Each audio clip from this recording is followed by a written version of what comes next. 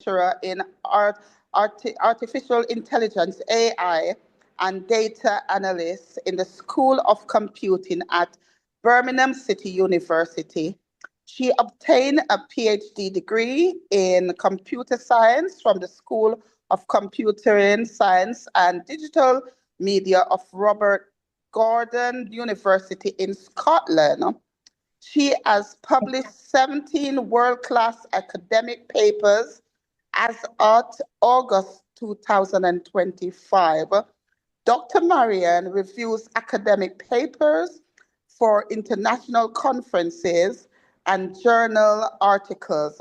She has supervised over 150 projects at undergraduate and postgraduate level, and she's a fellow of the UK Higher Education Academy. So without further ado, I'll hand over to Doctor, and we're in for a treat with all this AI that is going on. I am looking forward to listening to her. So Doctor, over to you, and thank you so much for joining us. Thank you very much, Olga. I do appreciate that wonderful introduction. Thank you, everyone, for joining tonight. It is a privilege for me to be able to share with you tonight. And on the topic I have titled, Building an Inclusive Digital World, Addressing the Digital Divide for Black Men and Women. I'll try as much as possible to break it down. I want everyone to be able to relate with it, even though it sounded big, but it's what we all live on a day-to-day basis. So a short intro, I don't have to introduce myself anymore because I have been wonderfully introduced. So I'll just go on to my slides. So the outline, I've been able to break it down into some part. Like I said, I really want us to be able to relate with my slide effectively without me boring you or using too much of technological jargon. So what is digital technology? What do we mean by digital technology? Digital technology is the electronic systems and different resources that we use for digital information in order for us to be able to perform different tasks, to be able to enhance our communication, and then to be able to process data.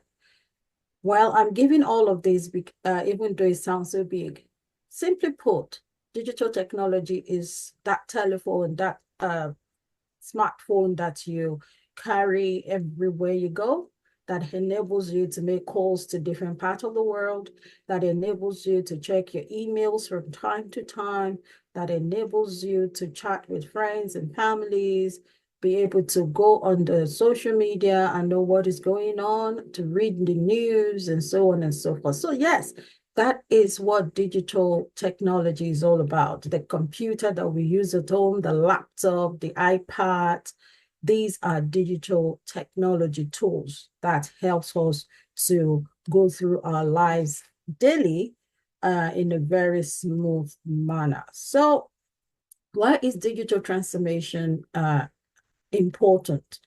Number one, it enhances our communication channels. I can remember in those days, for those of us who are Black, I know, I mean, we are referred to as third world country, Africa, the Caribbeans, and so on. I know that, I mean, we all have experienced a time where we do not have computers or mobile telephones, for those of us who are probably over 40 or 30. Yes, the younger ones, of course, they were born with devices in their hands when they came into the world, pretty much. So yeah, we will be able to appreciate it better for those of us who were born then, and we couldn't communicate. If you have to go and run an errand, you have to transport yourself from point A to point B.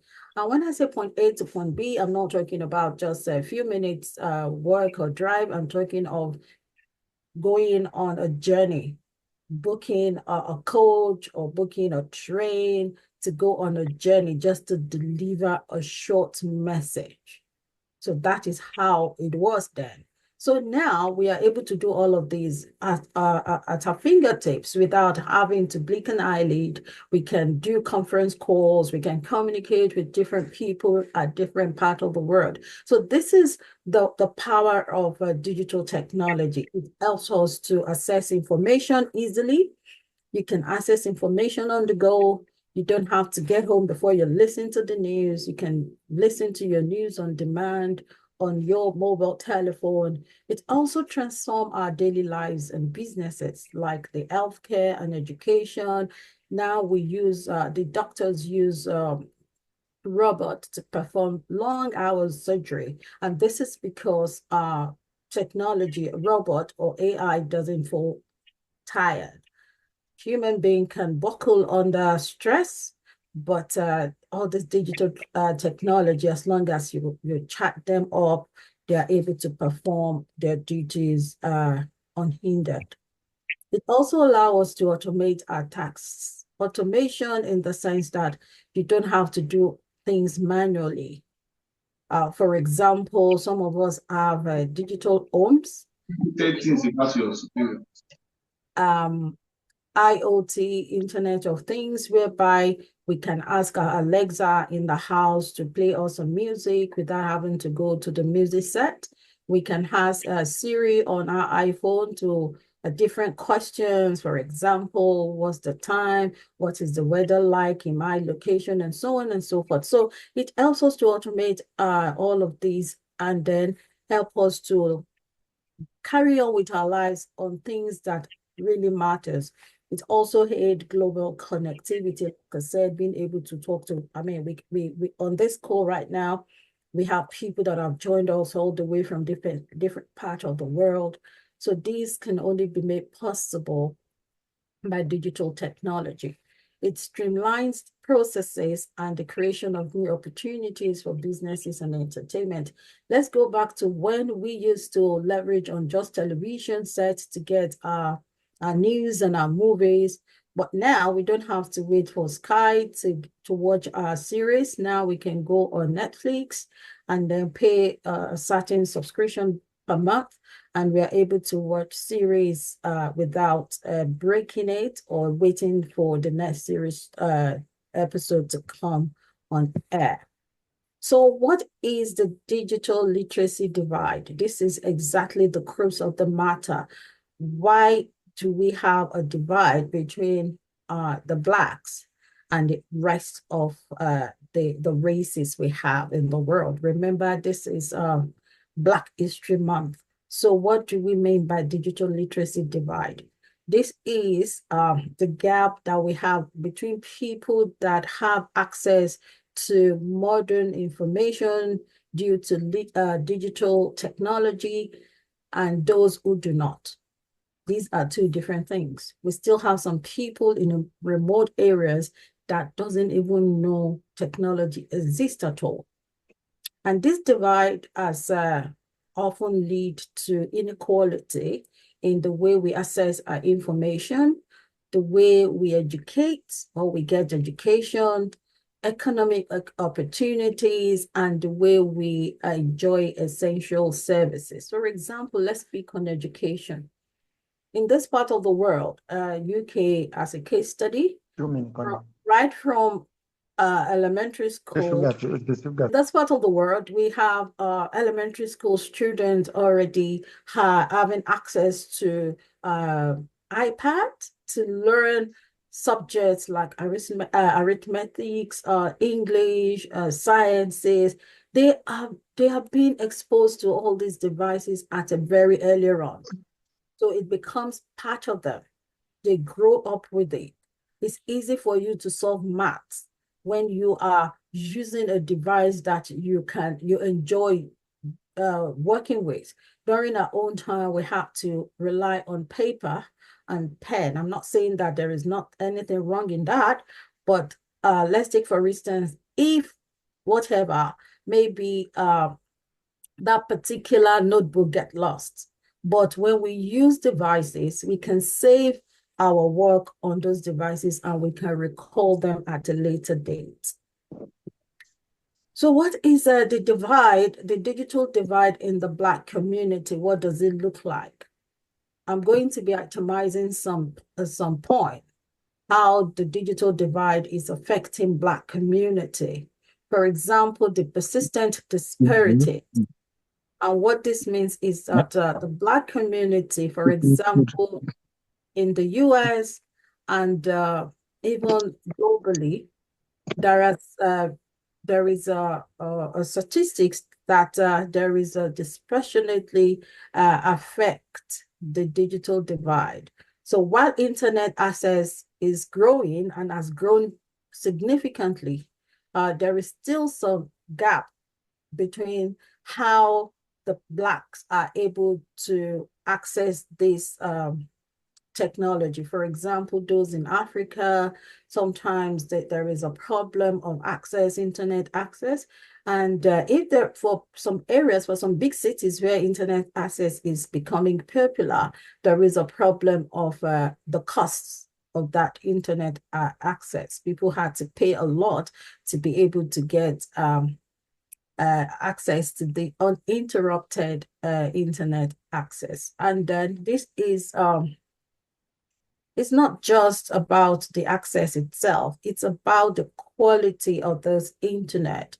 Like I said, the affordability is also a key factor that is hindering our Black communities all over the world from accessing internet and be able to compete effectively with their counterpart in the Western world.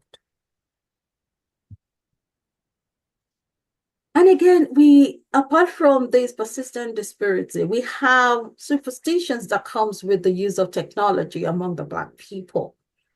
Some Black communities believe that when you receive or interact with a new technology in the ways informed by their own history, that is not the way they believe it to be, then it becomes a taboo. For example, we have some superstition that's sometimes they say that there is black magic or curses that can be transferred to you via technology. I mean, I remember back then in Africa, in Nigeria, they will ask you not to pick a particular number. They will say it's a evil number. And when you pick that or you read the message, they're going to hypnotize you. And these are just encrypted characters. Languages that were encrypted using technology, and because it is not really what they are used to, they perceive it as black magic. We also have integration of traditional modern and modern systems. For example, in the digital world, even in Western world, it is believed that there is what we call the tech prophecies and intuition. It is believed that we Black women in tech industry we have the ability to foresee a future application in technology. Even though that is not correct, it's as if they take Black women in technology to be a oracle that you can kind of have a preconceived idea of something that might probably go wrong in technology, which of course is not correct, it's not true.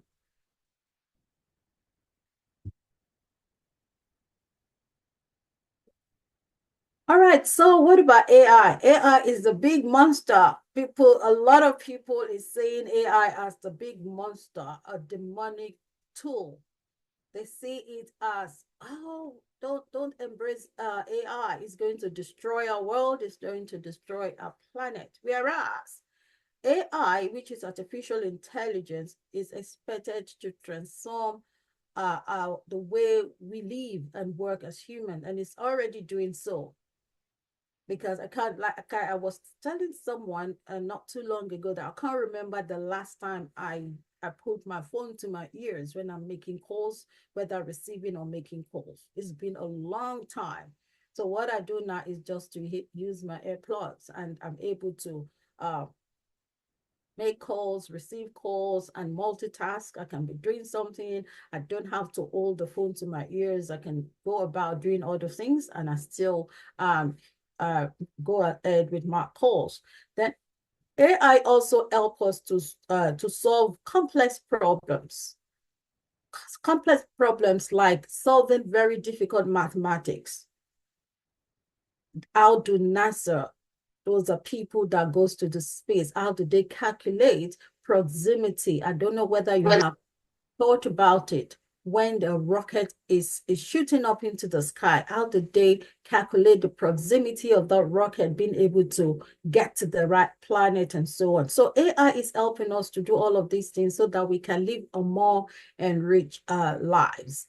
Also in healthcare, I've mentioned that where we have robots are performing some very difficult and long hour surgery. And also in finance, we are using AI to detect maybe fraudulent acts. Like in my own case right now, I use my credit card, my debit card, and I use online banking a lot. But if peradventure I am trying to buy something from a website I've never used before, or a website that is not located in an area that I'm used to buying things from, my bank will stop that particular transaction from going through. They can only detect that through the power of technology, because they understand my digital, my behavior, my online shopping behavior. They know that I'll buy shoes, I'll buy clothing, but I will never buy computer games because I don't play computer games. So if someone tried to use my card to buy computer games, they understand my style of buying. They're going to stop that. It's likely, not that they will, but it is most likely that they're going to stop that transaction just to safeguard my money. It also improved the effectiveness of our workplace. I mean, I can say for a fact that it's really enhancing the way we teach students. As a university lecturer, AI is really helping us to teach students. For example, today in my class, I've had like a 3-4 hours lecture today, and some of my students could not come into school because some of them are parents and they have to stay with their children for half-time break. They could log in straight on into Teams and they could hear me. They could be part of the class. So this is a power of AI. And again, AI also minimizes the occurrence of human error because there is always human error.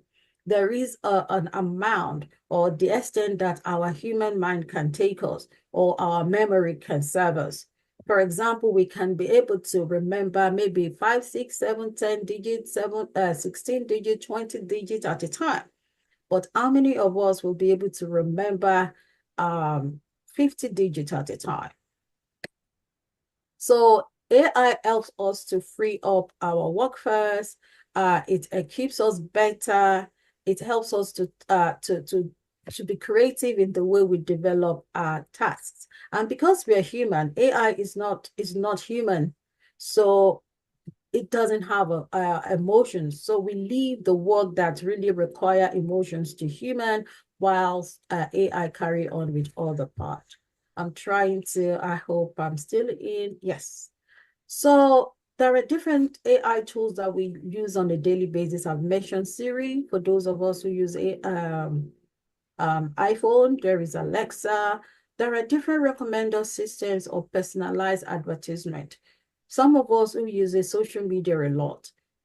If you go online to buy something on Amazon, for example, the moment you go back to one of your social media, there is every likelihood that what you bought, there will be advertisement being shown to you.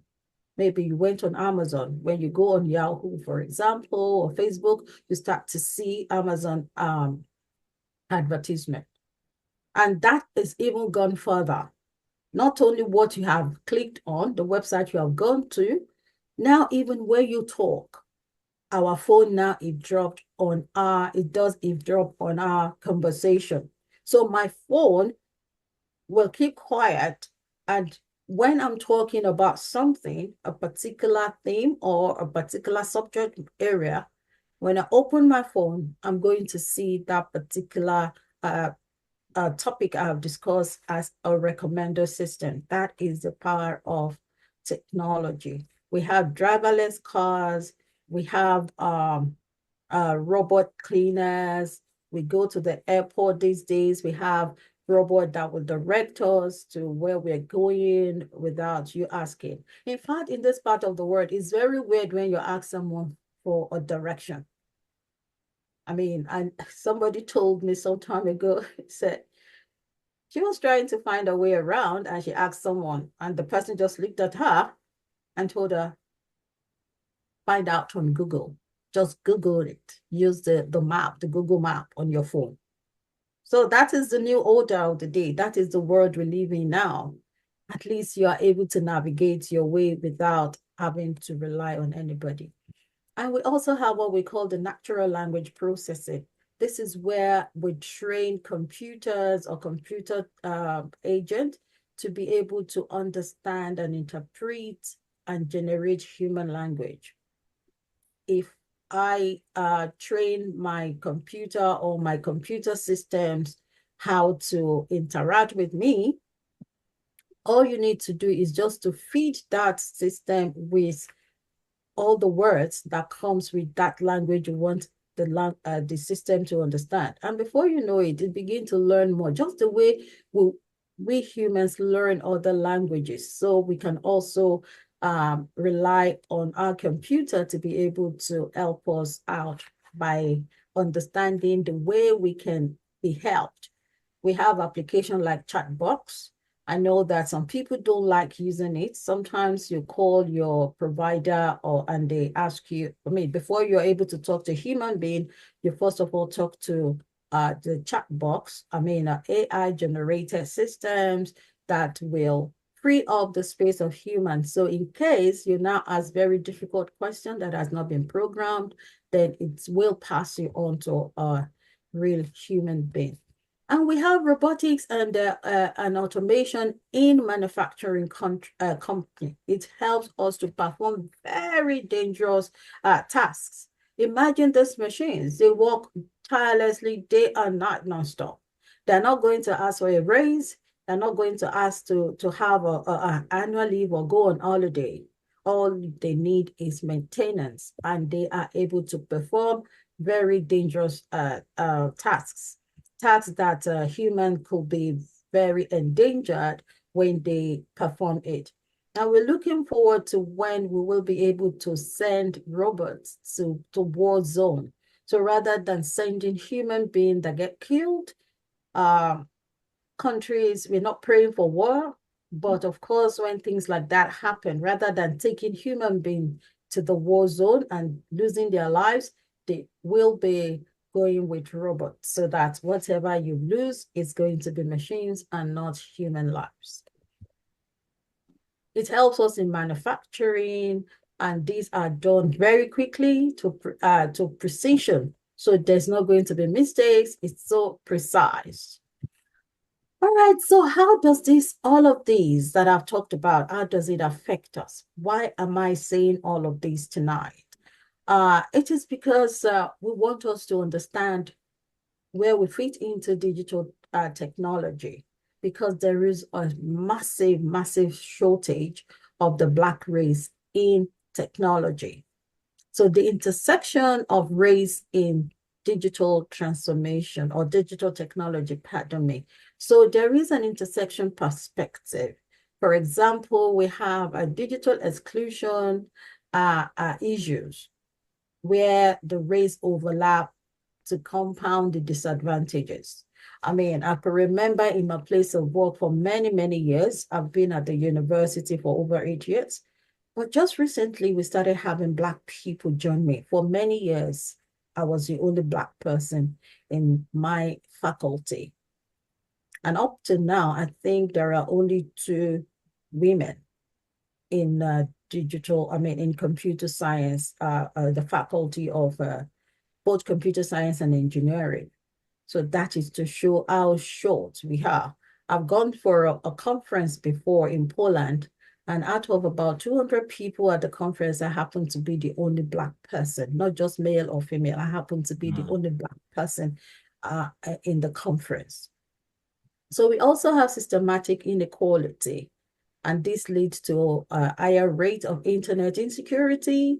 It also has technology literacy issues for Black men and women. I know, of course, there is still serious insecurity challenges with the use of internet in some African countries, sub-Sahara countries, because of not knowing who is going to hack your system. And of course, we've seen this in recent times. Big organizations have been hacked and they've been asked to pay ransom, which are, of course, big money. But all of this should not stop us from getting and enjoying what digital transformation actually offers.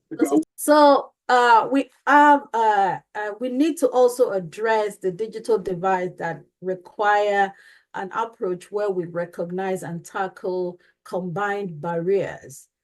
And we can do this by preferring solutions that are actually tailored and unique to Black men and women. I know when we were young, if you say you want to go to swim, for example, your parents will say, do you want to drown? Do you want to die? They put that fear in us so much that now you will rarely see a Black person winning an Olympics medals for swimming, because they would say that Black people cannot float. And it's not we can float, not that we cannot float. It's the barrier that we have grown with over the decades. The fear that is being put in us that you cannot do this. No, it's not meant for you. No, no, no, it's for the white people. So don't even try it. So how do we leverage, how do we close this gap? There are some core pillars of digital inclusion, the things that we can do to close that gap. For example, a multifaceted approach that is not just one-dimensional way. We can look at it from different perspectives. For example, access and connectivity. We should ensure that we leverage on sufficient and reliable internet and devices. Don't think that internet is luxury. Gone are the days that internet and telephone are luxuries. Now they are essential. If you want to stay on top of your game, you want to stay ahead, you want to stay informed, then you need to invest in good internet so that you're not left behind. Secondly, digital literacy, enroll in comprehensive training and support. Some of them are not even, you don't need to pay for them. There are a lot of courses online that you can take from the very scratch. Don't say, oh, where do I start? Yes, you can start from somewhere. You can start from the basics, whereby you are able to understand what computer is. What is actually computer? What does it do? How can I use computer to calculate numbers? How can I use my computer to take notes in the class? So let us leverage or let us enroll in comprehensive training that will support and build our skills and also build our confidence and help us to navigate the digital world. Some people have had to lose opportunity to work in good places because they're not computer literate. That should not happen to us. We should also have an inclusive design. If we need somebody that we can relate with, then communities like this can develop opportunity, a platform for young people to learn how to code, how to do programming, how to do maths, because again, we have to catch them young. STEM subjects, that is when they say STEM subject is science, technology, engineering, and maths. It's becoming very, very unpopular, even in the Western world now. Young people don't want to do STEM subject anymore. And this is why we are getting a lot of scholarships opportunity for those who are ready to do STEM subjects. Then we can have community engagement. And I want to say thank you to the organizers of this particular talk. I mean, this is a very good way of building a community that is digitally inclined. We can take advantage of things like this.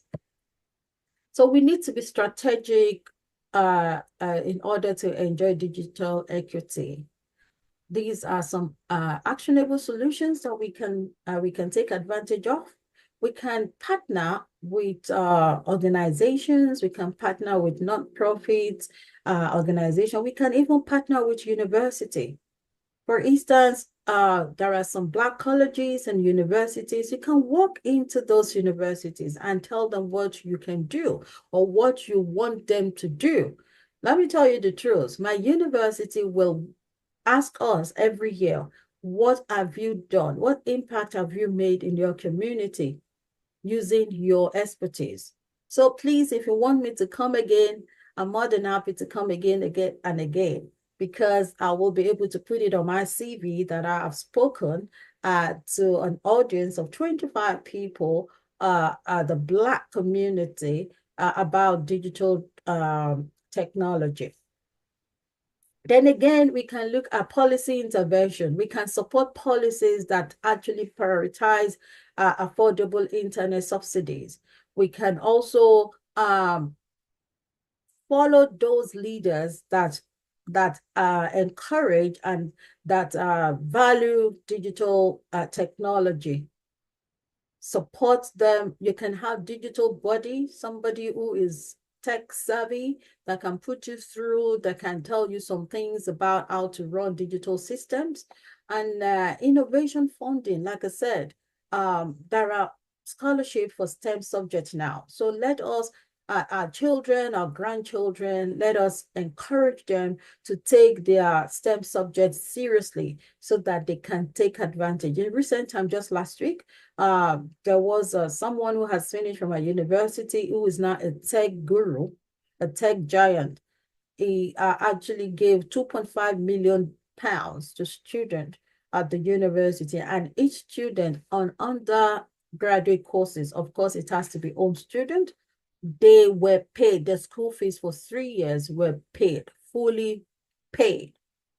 And this is because they are in STEM subject. They are doing technology courses at the university. So as I round up, because of my time, how do we build more inclusive digital future? We need to measure what works. Start from somewhere. You can start from your kitchen. You can start from your bedroom. Start counting things. Start putting your telephone to good use. Use your telephone to do some arithmetical calculation.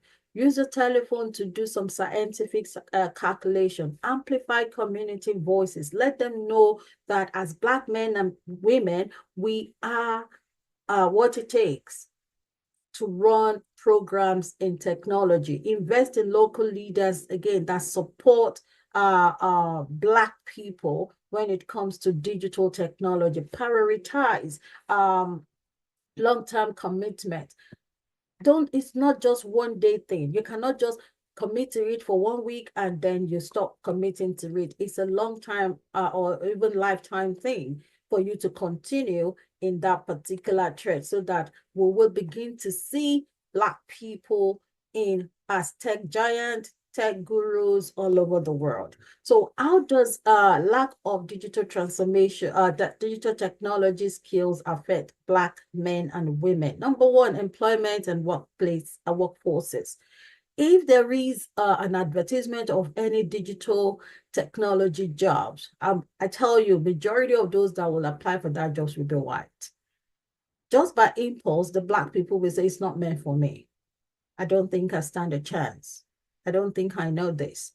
I've seen a Black woman, I was on my way to work some years back, and she saw me with my lanyard. I mean, they said, oh, you are a university student. I said, no, I'm a lecturer. I said, what, a lecturer? She was so, she felt so privileged to have met me. And she said, what are you lecturing? I said, I lecture big data analytics. And he said, oh my God, I'm not smart. I cannot go to university. I'm just a cleaner. And I said, no, you can. He said, oh, you did, you're into big data analytics. Is that where you collect big data, you analyze it with some tools? And I said, you told me you're not smart. You are pretty smart, and I will be more than happy to have you in my classroom. And that is a woman who thought she doesn't have what it takes. But she understood what big data analytics is all about. You see what I say, I want to talk about the way we allow our color and people around us to keep us in a box. We shouldn't allow that. I mean, the impact of lack of digital technology is affecting even economy that does not embrace digital technology tend to be backward. Educational opportunities, I've said it many times, gaps in STEM field. We don't have Black students coming in that much, but well, I'm happy these days we have students now, some Black students are becoming interested. They are coming to terms with what technology can do for them. So we have also the work-life balance. Now we can work remotely. Sometimes I don't have to go to work to be able to earn money.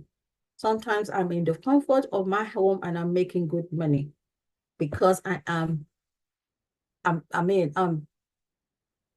computer literate. And not only that, I have the skills that it takes. Then access to services. Sometimes some people will say, oh, I'm not going to use mobile phone. You can, sometimes you will not be able to do so many things if you don't have mobile phone. There are a lot of things that you need to fill out. In fact, you need to have an email to start with to be able to even survive as a normal person. So yes, start with something. Start with opening an email account if you do not have it. Of course, I know everybody on this particular call, we have email. And that brings me to the end of my talk. I hope I've not gone over. So yes, in conclusion, digital technology and AI are developed to enhance our human day-to-day life and not to limit us. So digital technology is like a pet to us.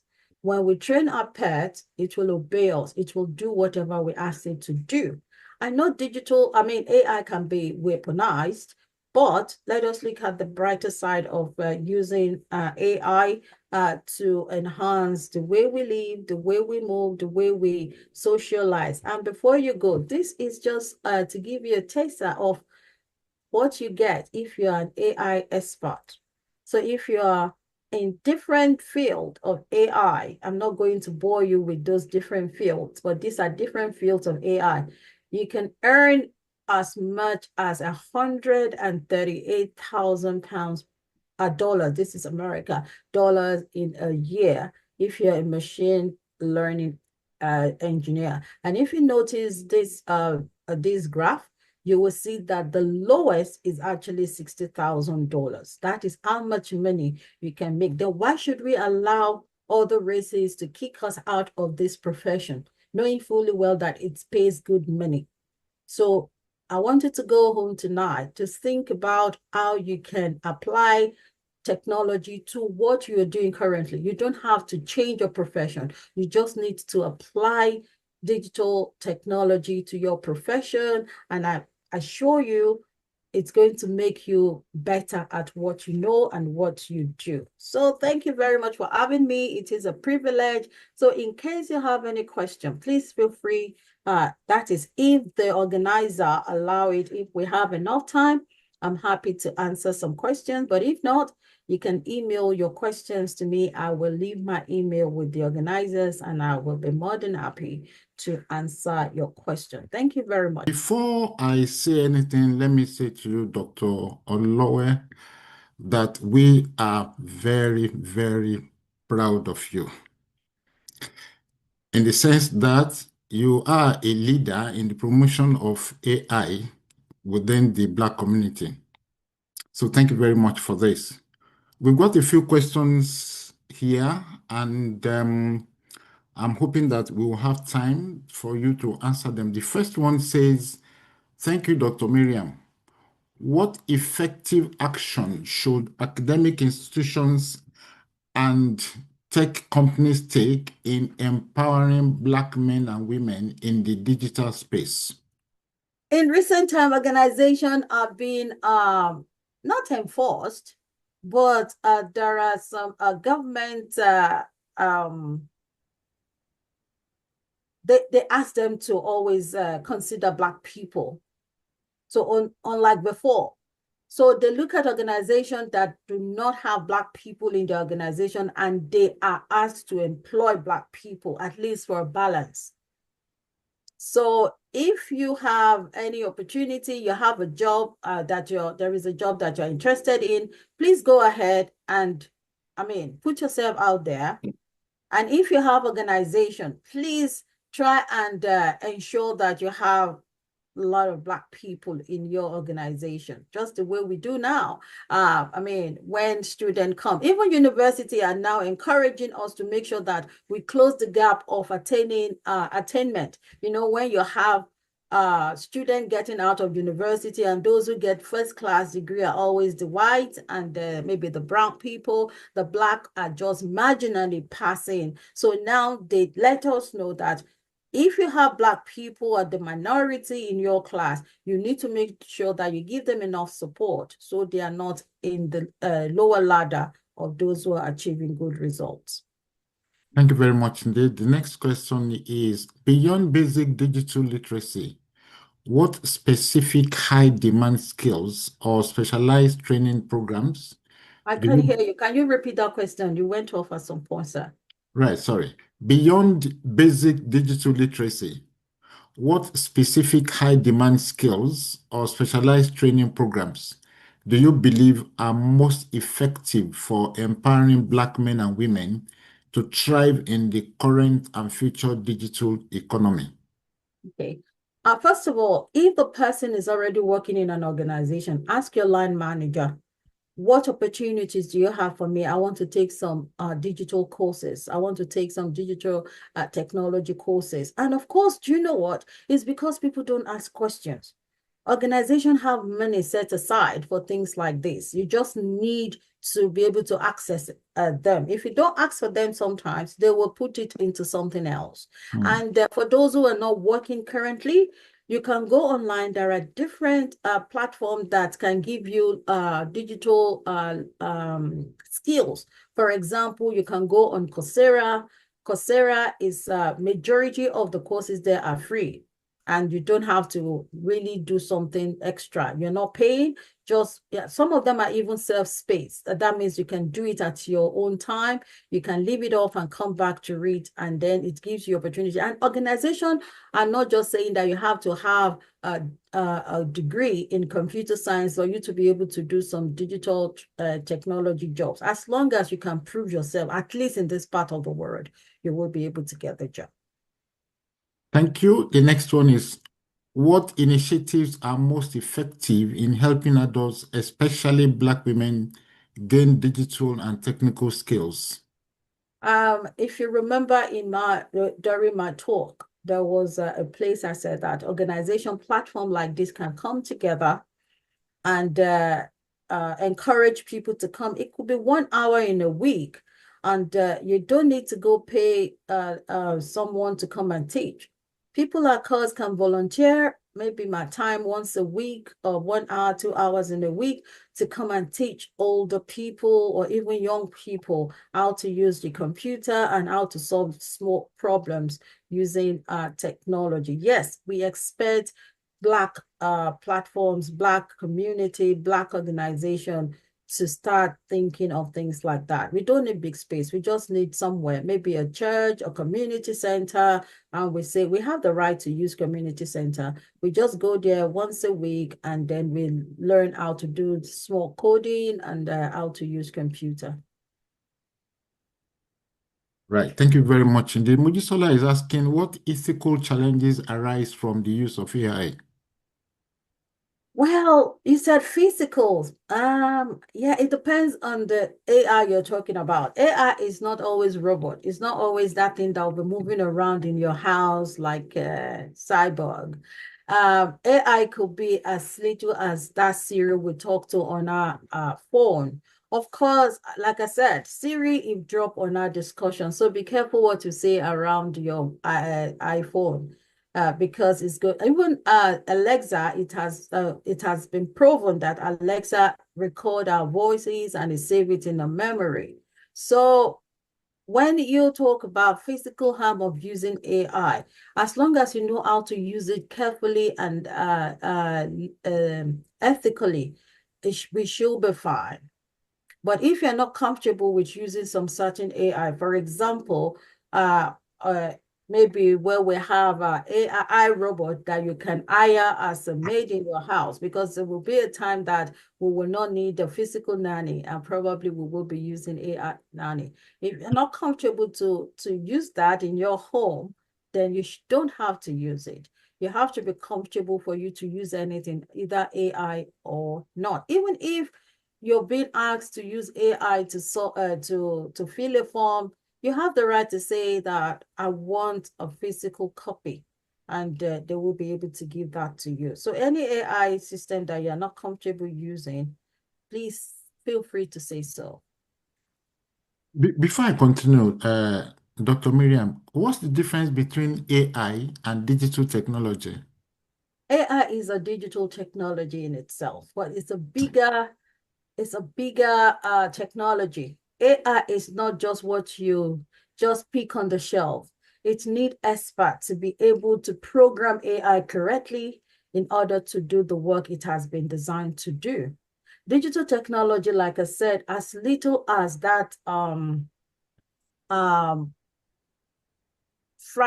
deep fryer in our house, because we use some measuring. Some of them they regulate their temperature by themselves and they go off. The iPhone that we use is a digital technology. What again?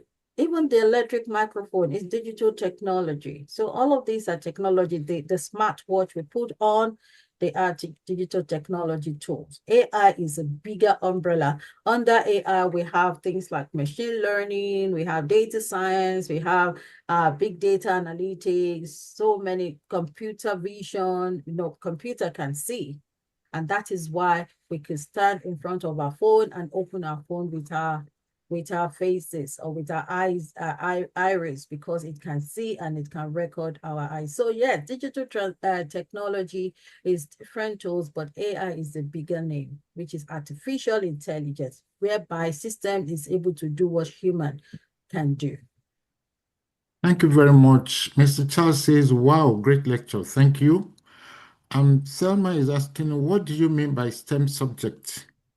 STEM subject is an acronym. STEM, S for science, T for technology, E for engineering, and M for maths. STEM subjects. Thank you very much. I guess we still have some more questions, but can I quickly ask from you, Dr. Miriam, does AI pose any health risk to the Black community? It doesn't, and don't let anybody tell you so. I'm an AI expert. I have been teaching and I've been developing some AI tools for some time now. It doesn't pose any risks to the Black community.